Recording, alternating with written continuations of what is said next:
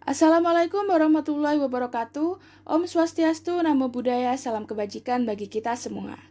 Kami merupakan mahasiswa psikologi Universitas Erlangga dari kelompok 3 perilaku individu dan mental yang beranggotakan Adelin Talita Lydia Siahaan dengan NIM 014, Erika Iswardanti dengan NIM 018, Nawal Manila Sofiati dengan NIM 019, Firial Nadira Rahim dengan NIM 026, dan Lisa Nur Afifah dengan NIM 028. Kami akan menjelaskan terkait dengan bagaimana cara kita untuk meningkatkan memori. Sebelum membahas cara-caranya, alangkah baiknya yuk kita ketahui dulu apa itu memori. Memori adalah proses dalam penyimpanan atau pemeliharaan informasi sepanjang waktu. Memori ini dibangun dari 3 proses loh. Yang pertama, encoding atau pengkodean, yaitu proses penyerapan informasi yang didapat ke dalam otak. Proses encoding dalam setiap orang ini berbeda-beda. Orang dengan tingkat kecerdasan tinggi akan dapat menyerap informasi dengan cepat. Sebaliknya, orang dengan tingkat kecerdasan lebih rendah membutuhkan waktu yang lebih lama. Yang kedua, storage atau penyimpanan, yaitu proses penyimpanan informasi ke dalam otak. Informasi yang didapat akan disimpan dengan bentuk jejak-jejak yang bisa ditimbulkan kembali suatu saat nanti. Yang ketiga, retrieval atau pemanggilan kembali, yaitu proses untuk menimbulkan atau memanggil kembali ingatan yang sudah tersimpan di storage. Proses ini berkaitan dengan proses mencari informasi di dalam otak, menemukannya, dan menggunakan kembali memori tersebut. Sistem memori. Yang pertama, memori sensoris, yaitu menerima dan menyimpan informasi atau stimulus yang masuk lewat panca indera. Memori ini hanya disimpan selama beberapa milisecond dan akan diteruskan ke short-term memory, long-term memory, atau dilupakan.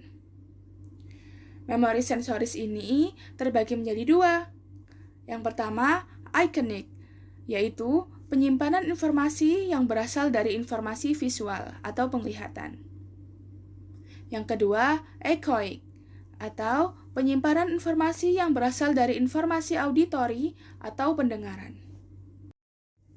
Yang kedua adalah short-term memory, yaitu menyimpan informasi atau stimuli dari sensory memory selama kurang dari 20 detik. Biasanya berupa bongkahan informasi yang akan diteruskan ke long-term memory. Jika informasi tersebut terlalu lama disimpan di short-term memory, maka akan terjadi proses menghilangnya informasi yang dinamakan decay.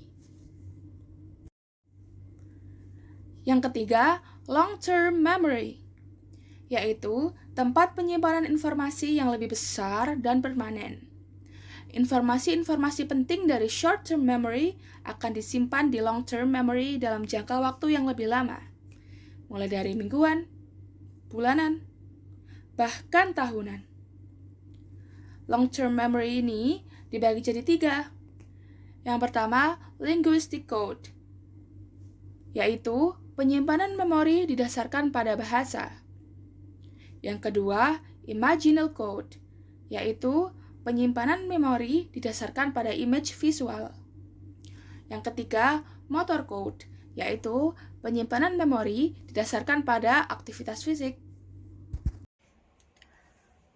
Forgetting atau proses lupa. Yang pertama ada teori motivated forgetting, yaitu melupakan hal-hal yang tidak menyenangkan seperti trauma. Yang kedua ada teori decay, yaitu lupa karena informasi yang disimpan di jejak memori tidak pernah diulang-ulang. Yang ketiga ada teori interferensi. Teori ini terbagi menjadi 2, yaitu yang pertama, interferensi retroaktif adalah informasi baru mengganggu proses mengingat informasi yang disimpan dalam memori. Yang kedua, ada interferensi proaktif, yaitu informasi lama yang disimpan dalam memori mengganggu proses mengingat informasi yang baru. Yang keempat, ada teori retrieval failure, yaitu Lupa karena gagal mengingat dan tidak ada petunjuk yang memadai, sehingga perlu dilakukan organisasi informasi.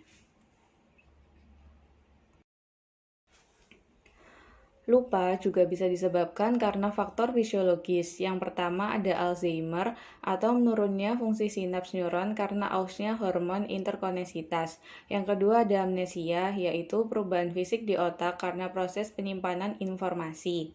Amnesia terbagi menjadi dua. Yang pertama adalah amnesia retrograd, yaitu lupa informasi yang lalu. Yang kedua ada amnesia anteograd, yaitu lupa informasi yang baru. Yang ketiga ada Korsakoff syndrome, yaitu penurunan ingatan karena kecanduan alkohol. Bagaimana ya supaya kita tidak mudah lupa? Nah, berikut ini ada berbagai cara untuk meningkatkan daya ingat. Yang pertama ada rehearsal atau proses mengulangi informasi-informasi yang akan diingat. Contohnya, menghafal perkalian dengan cara membaca tabel berulang-ulang dan menghafal nama jalan dengan cara melewatinya berulang-ulang.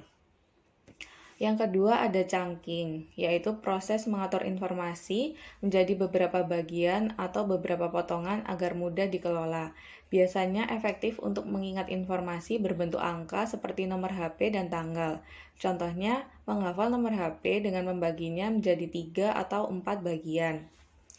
Yang ketiga ada mnemonik, yaitu teknik menghubungkan kata-kata. Biasanya membuat istilah atau nada tertentu agar lebih mudah diingat.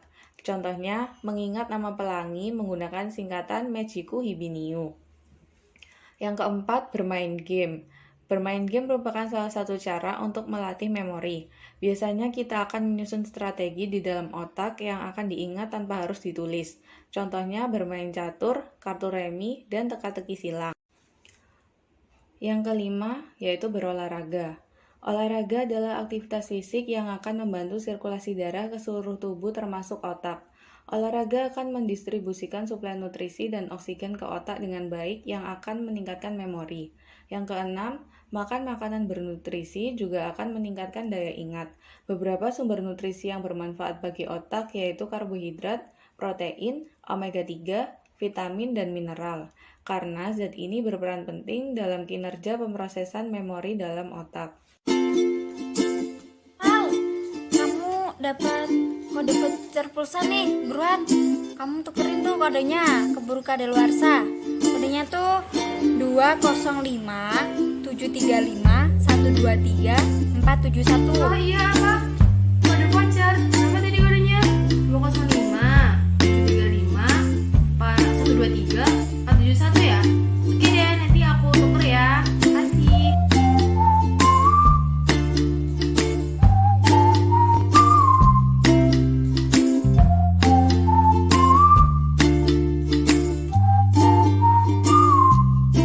Apa sih periodic unsur golongan 2? Bebek, mangan, cacing, seret, banget rasanya. Bebek untuk B, mangan untuk MG, cacing untuk CA, seret untuk SL, banget untuk BA, rasanya untuk RA. Atau menghafal sin konstan dengan sin demi kos samping tan desa. Sin depan dibagi miring, kos samping dibagi miring, tan depan dibagi samping.